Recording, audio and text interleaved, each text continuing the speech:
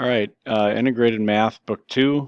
We have made it to Chapter 1 of that book. So Section 1.1, we're going to learn about absolute value functions. So there are three definitions here I want to go over first.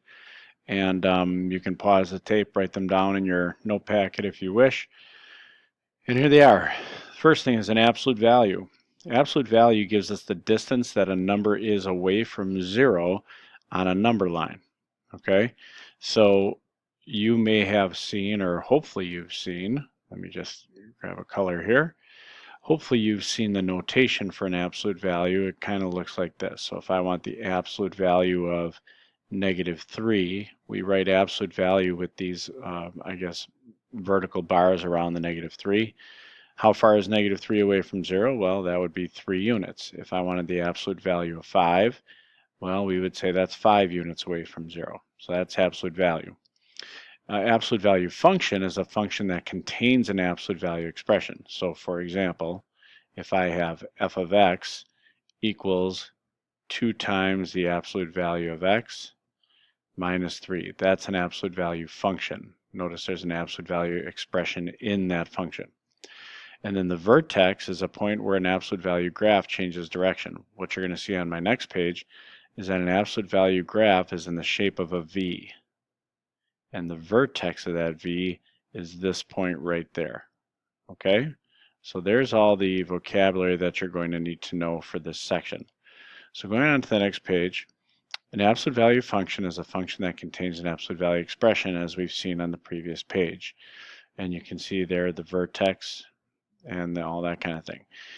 The parent function, f of x equals the absolute value of x, that basic function looks like a V-shaped graph where the vertex is at the origin. And you notice the graph goes up with a slope of 1 to the right, up 1 over 1, up 1 over 1.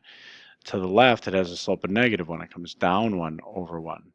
So it's a decreasing line with a slope of -1 on the left, and then an increasing line with a slope of 1 on the right. Let's do some examples. Now we're going to do these examples by plotting points. So let me reposition this just a hair here, move this over a little bit.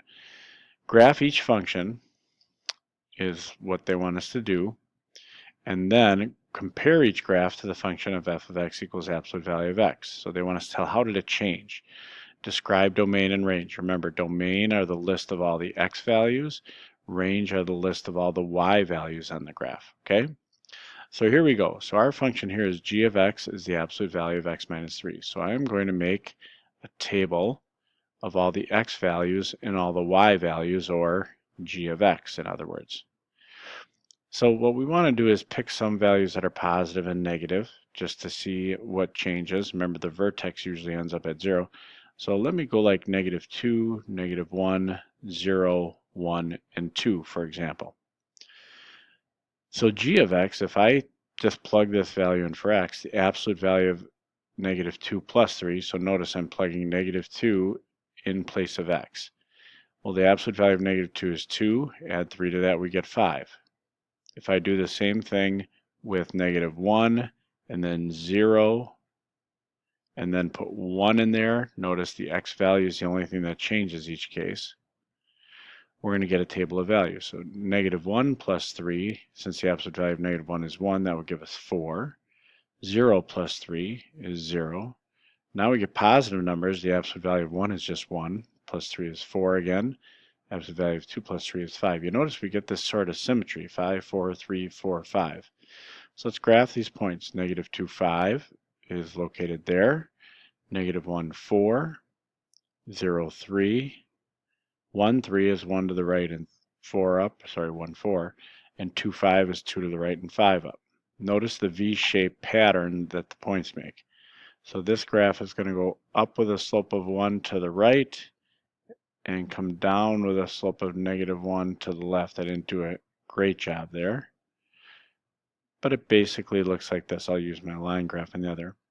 Now compare that graph to absolute value of x. Well, absolute value of x would have been down here with a vertex at 0.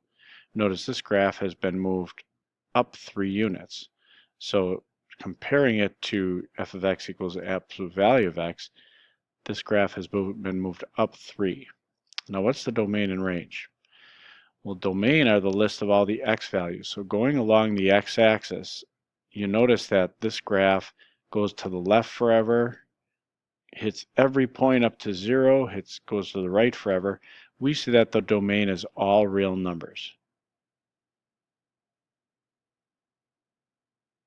The range, however, are the list of all the y values. So going along the y-axis, there is no part of the graph that's down here at all. Okay? As we start at the bottom and come up, we don't get a y value up until I hit 3.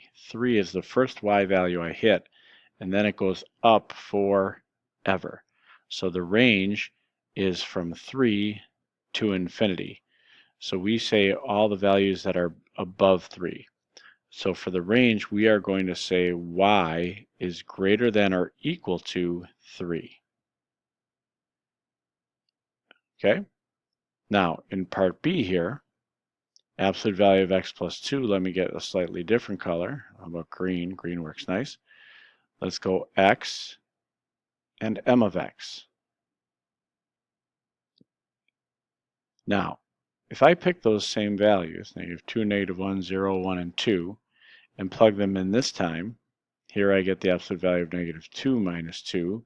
You notice as I plug in all these values, once I do this calculations, the absolute value changes. We're not taking the absolute value of the number first, we're subtracting first. So -2 minus 2 is -4, and the absolute value of -4 is simply 4.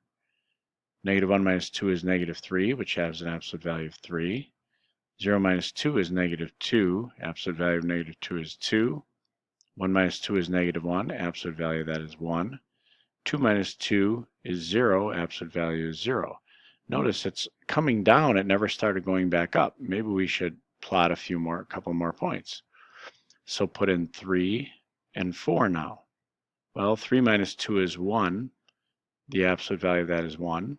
Now it starts going back up. 4 minus 2 is 2. Absolute value is 2. So you want to keep graphing until you see the points. You can see them coming down, you got to see them going back up. If you see them going up, you got to see them coming back down. So -1, 3, 0, 2, 1, 1, 2, 0, and then I had to keep going, 3, 1, now we see them coming back up, and 4, 2. So the graph ends up looking like this. Oh boy, skipped on me a little bit. And then this one looks like this. I should come down, probably better for me, left to right. Oh yeah, it's much better. Hopefully you get the idea. I should use my line tool. On the next graph I will. Okay, so at any rate, we have, let me undo all this because that looks terrible. So let me try that one more time. You can fast forward through this until I get them plotted again if you wish. But let me just graph them real quick because I did just a woeful job of graphing that. Here, let me get my line tool. Let me try this. The arrows on each end.